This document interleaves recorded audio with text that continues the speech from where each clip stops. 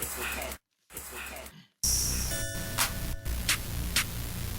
A1.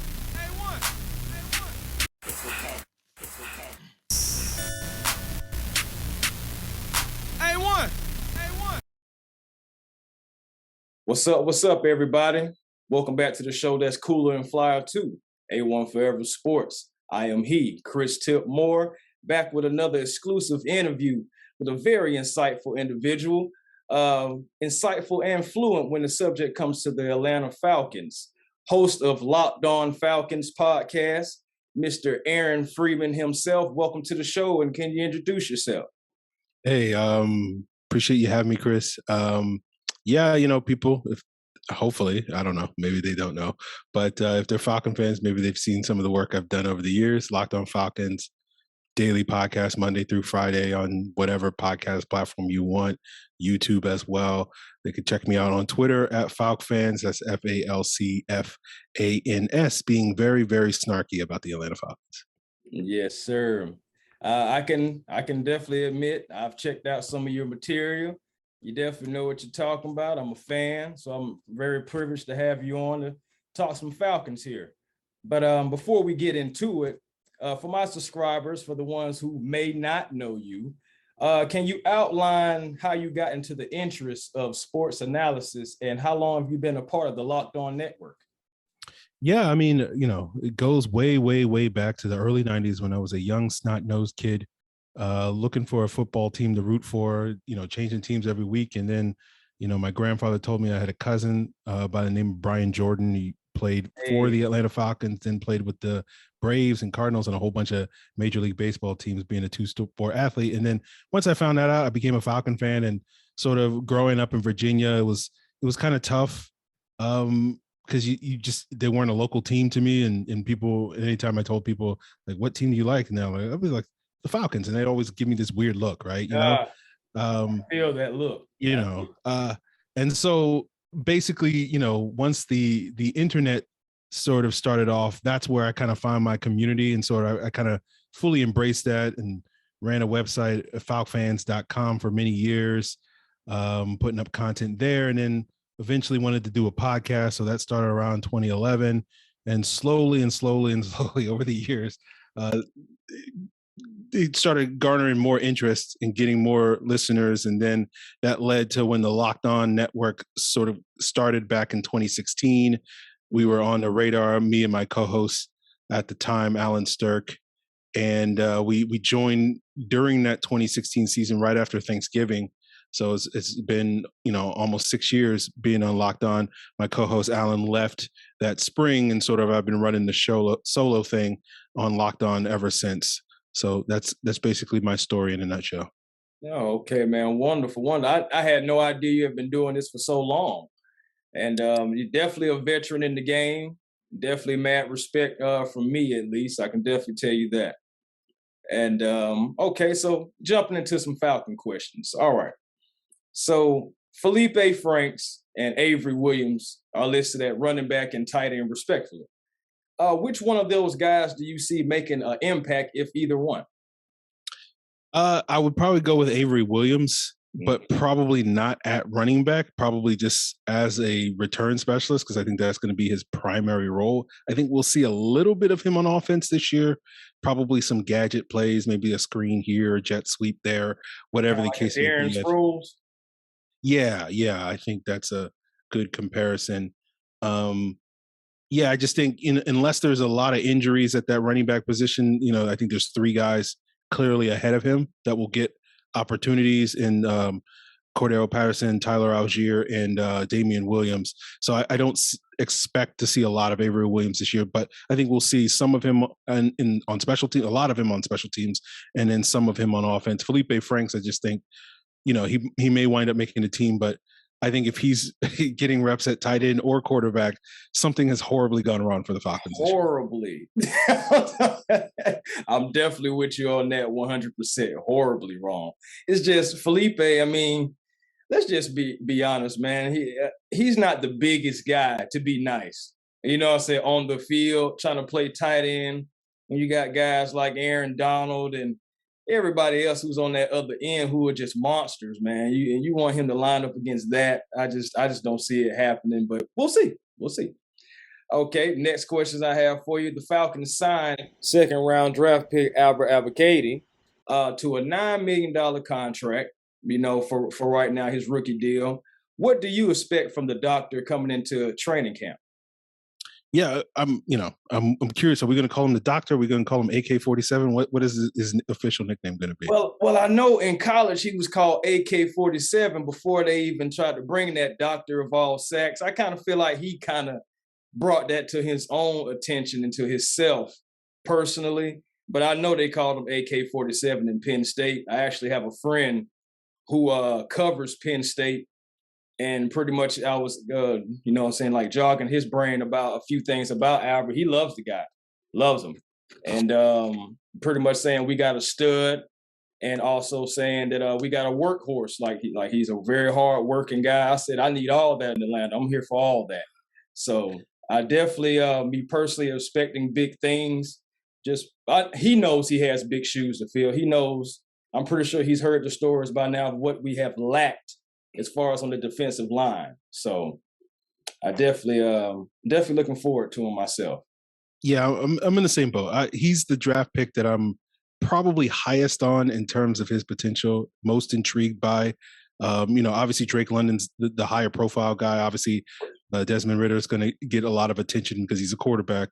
Mm-hmm. But Ebiketie is kind of the guy that, I'm putting my hopes and dreams on to be that sort of difference maker as a pass rusher, as you are intimating that that has been a major issue for the Falcons for more than a decade. So hopefully he can live up to those expectations. He's, that's been a difficult thing though here in Atlanta as you come in, given how long it's been since we've had a difference maker at that D end or outside linebacker spot, going back almost a decade to John Abraham. Yep, I was about to just say John's not walking through that door.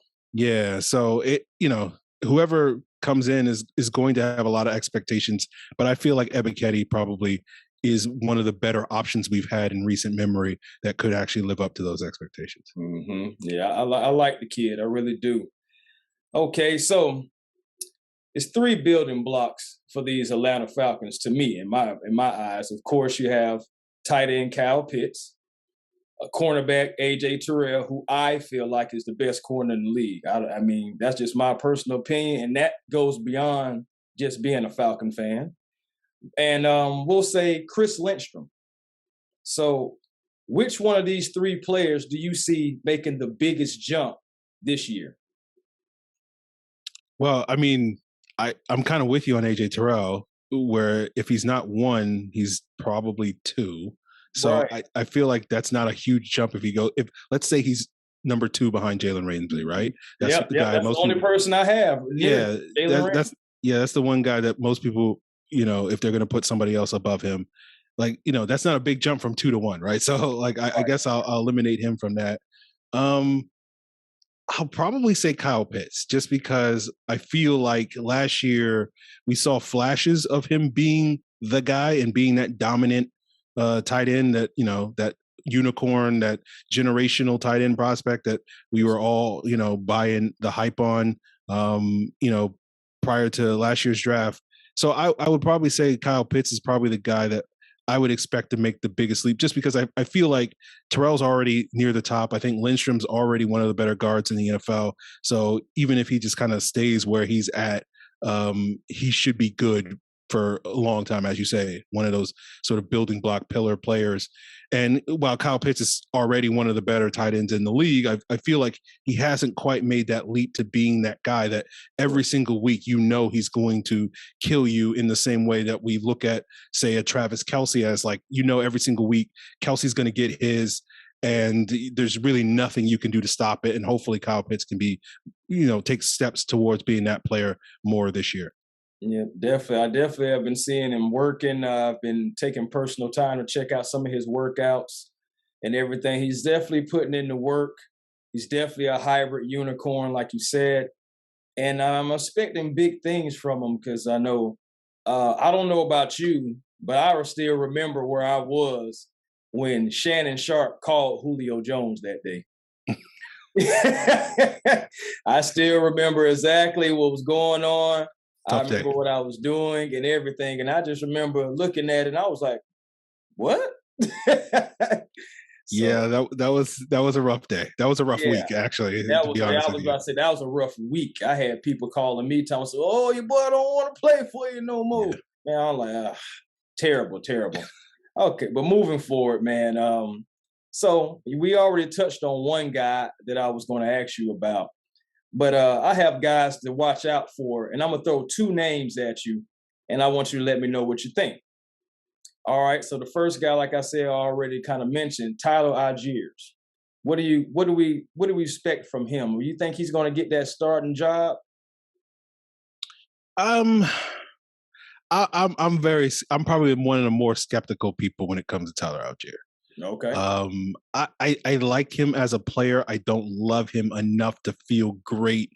Like, I think the plan is for him to be the starter, to be the grinder between the tackles, so that they can keep Cordero Patterson rested and allow Cordero Patterson to do what he did best last year, which is more as a receiver than a pure running back, right?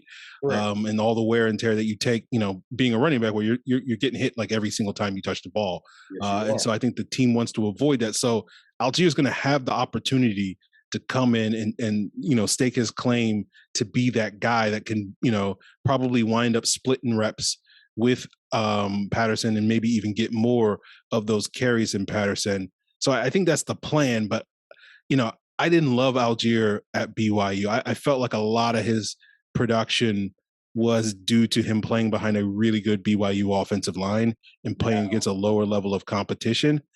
And so my concern is that when he gets to the NFL, obviously playing much better competition and probably not playing behind the best offensive line in football this year, it's going to lead to him not necessarily having the impact that I think the team wants him to have. But, at this point in time, I don't know if the Falcons have better options. So we'll see if he can, exceed those expectations.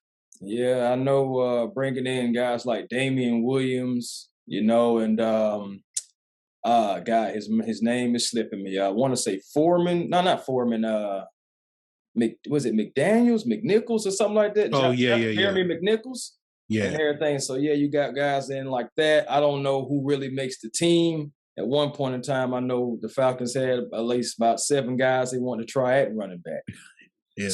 So I'm not sure which of those guys make the team. We already know, what I'm saying, the football player will be there, Mr. Patterson. Yeah. We know he'll be there. Algiers, you just drafted him. He's got to be there.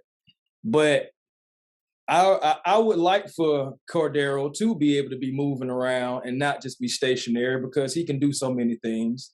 But yeah, Algiers being the number one, like you said, behind the offensive line, that's not the best. So it does beg the question on how good he will be. You know what I'm saying? Especially his first couple of years, and if he was able to win the starting job, because he is behind veterans, regardless.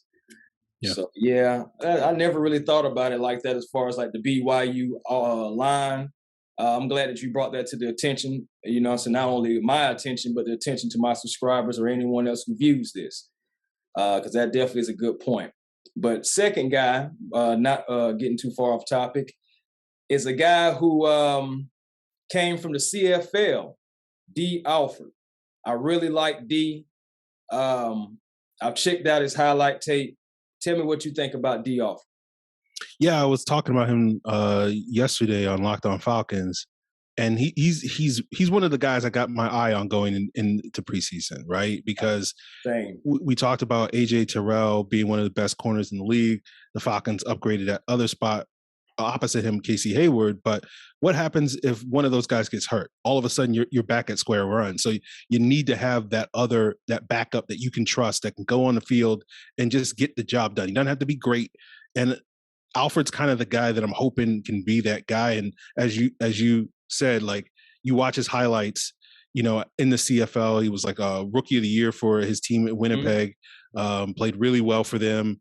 And you see a couple of clips, from practices this spring and whatnot, and OTAs and whatnot, sort of him making plays on the ball or whatever. So he's very intriguing in that regard to be sort of that next man up in the event of an injury to one of your top two corners on the outside. So he's a guy that I'm very excited to see what he brings to in the preseason, because we'll get a chance to really see him against NFL caliber wide receivers, later this month and next month. So he's a guy that I definitely have my eye on. I have high expectations at this point in time that he can live up to, or at least I have a lot of hopes that he'll live up to those expectations.